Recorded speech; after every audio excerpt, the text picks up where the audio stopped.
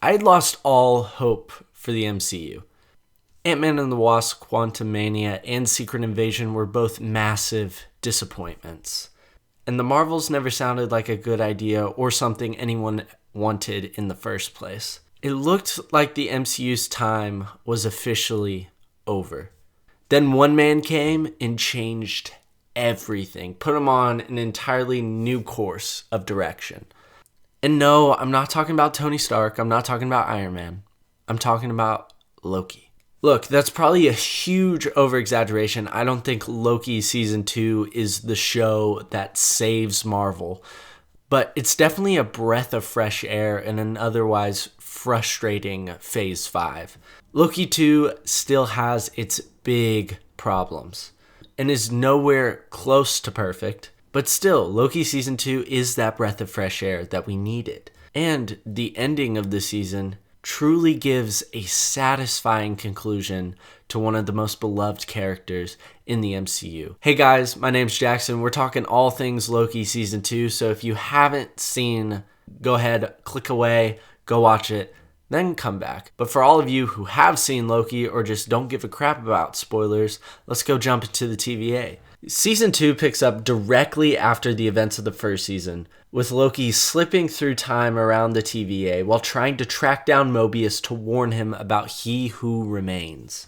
Mobius and Loki enlist the help of Ouroboros, also known as Obi, a technician at the TVA, to help with Loki's time slipping. Obi also informs them of the temporal loom, a device He Who Remains created to preserve the sacred timeline. With all the new timeline branches caused by Sylvie killing He Who Remains, it is dangerously close to exploding. There's just way too many timelines for it to contain. After pruning Loki and pulling him from the time stream, they are successful in pausing Loki's time slipping. Loki and Mobius now begin looking for Sylvie, who they track down with the help of a rogue time hunter named X5. They travel to Oklahoma in the year 1982 and find Sylvie working at a McDonald's. Because, that's the dream. That's where the happy endings are found in the Happy Meals of McDonald's. Anyway, Loki tries to recruit Sylvie to help, but she wants nothing to do with the TVA.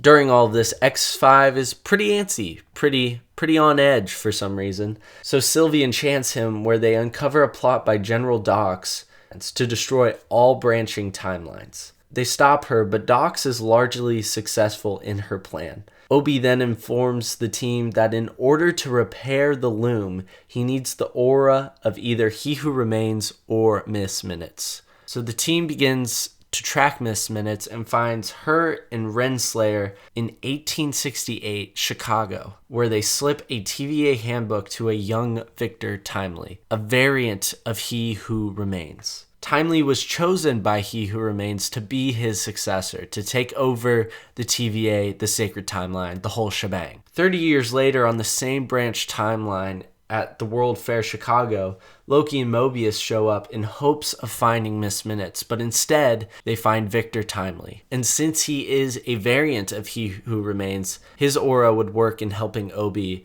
gain access to the loom. With the help of Sylvie in sparing his life, Loki and Mobius are successful in bringing Timely back to the TVA, and Miss Minutes and Renslayer then head off to the end of time, where Miss Minutes reveals that Renslayer was He Who Remains' top general in the War of the Kangs until he instructed Miss Minutes to erase all the memories of those who worked at the TVA. This makes Renslayer pretty mad. It's like, who needs Kang? Who needs this man? I'm gonna take over the TVA.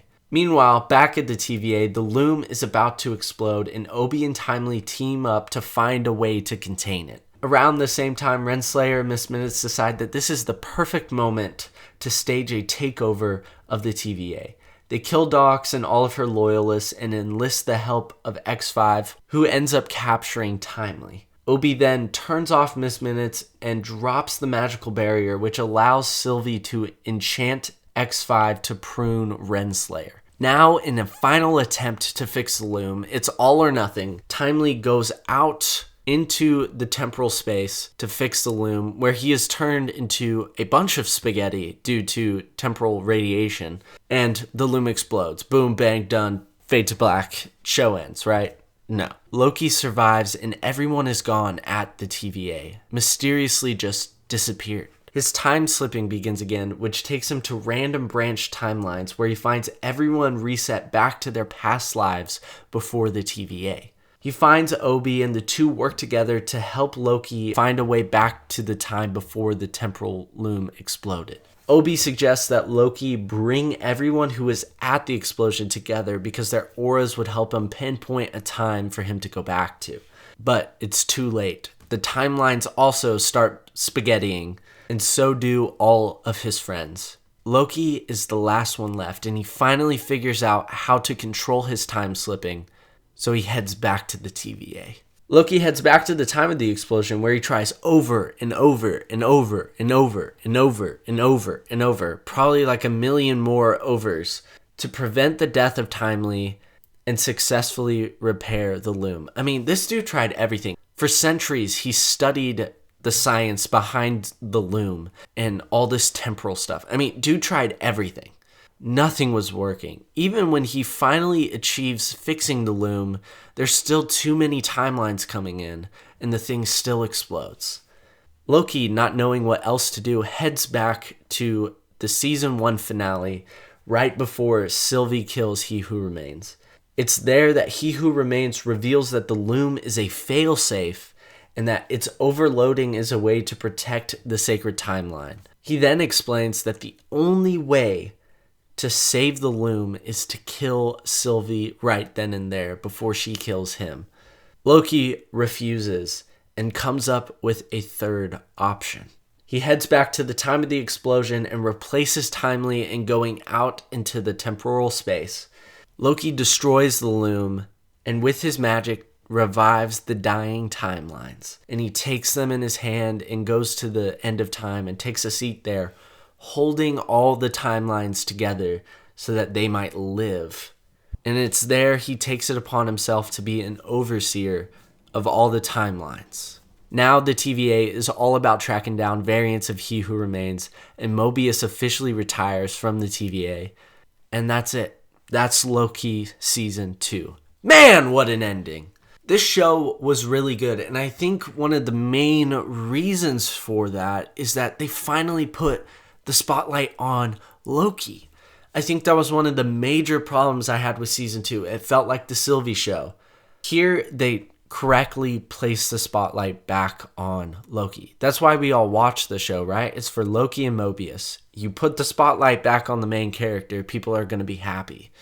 Not only did they put the spotlight back on him, I think they did a great job with the arc that they gave him and concluding his arc throughout the grand scheme of the MCU as well.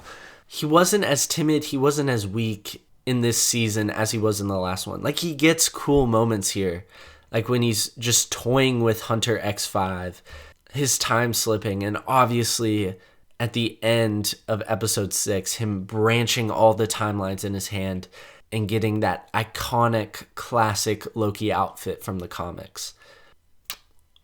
So good. This was just an incredible way to close out Loki's arc. Him sacrificing himself for the good of others and him finally achieving his glorious purpose was just a beautiful way to end it. And also leaves the door open for him to appear again. I really appreciated that as well. I'm going to be honest, I don't think there was enough time spent on Mobius this season. There's a little bit. They do kind of dive into his previous life, being a jet ski salesman. I thought that was kind of cool. He's great when he is there. He's just not there enough. And I wish we spent more time with the character.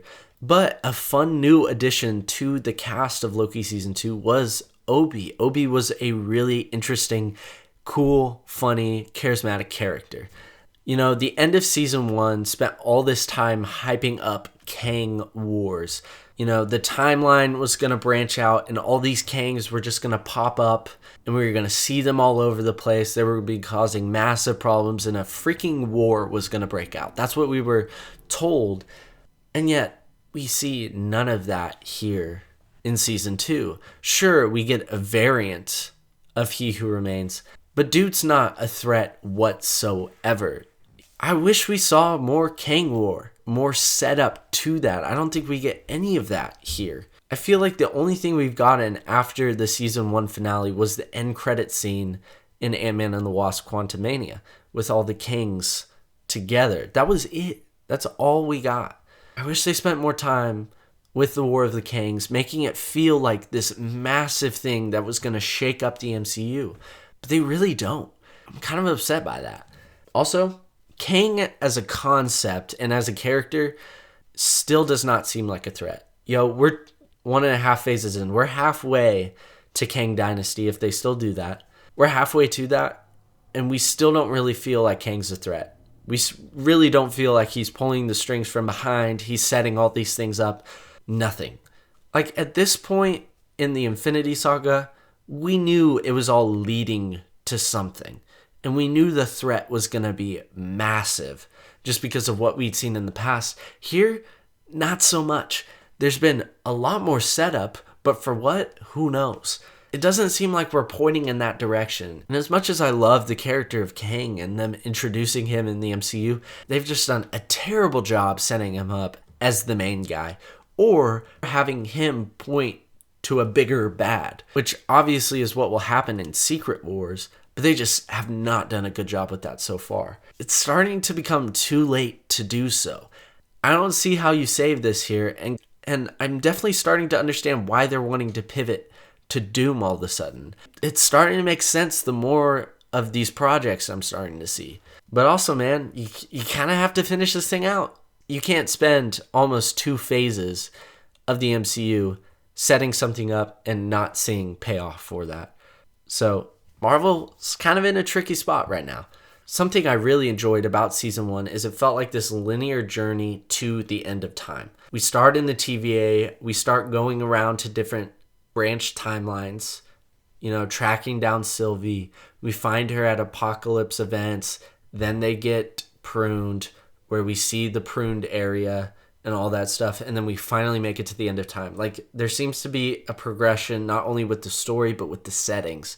In season 2 feels a lot more confined to just that one space in that temporal loom observatory room. But man, I wish we saw more locations, more timelines when exploring that a little bit, seeing how Sylvie's actions truly did affect the broader MCU. I don't think we really see that here. I see how it affects the Loom, I see how it affects the TVA, but I'm not really seeing it in the grandiose of the MCU, and I wish they could have added a little bit more of that in here.